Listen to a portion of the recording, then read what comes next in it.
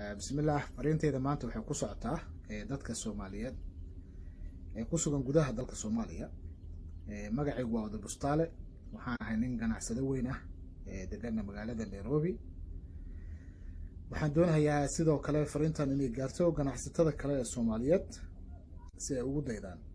Bariyahan waxaa jira xanuun adduunka oo dhan ka qaylisiiyay oo farabacan ku haya dalka Soomaaliya oo soo gaaray.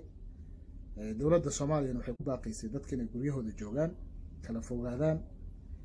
dadkeena waxay u badan yihiin dad danyar ah oo aanan awoodin inay guriga joogaan.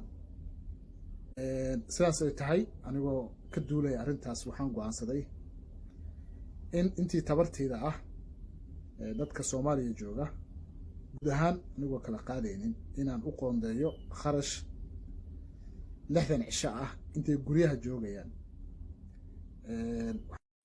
marka waxaan doonayaa waxay tahay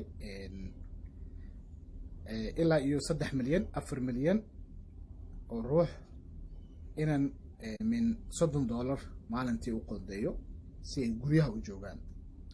marka waxaan doonayaa waxay tahay qoysaska inaan siiyo $30 halka dadka singleska ah aan siin doono inta u dhaxayso $10 ilaa $15 maalintii si nafsadooda u badbaadiyaan, dadkooda dalkoodana u badbaadiyaan, guryahan u joogaan.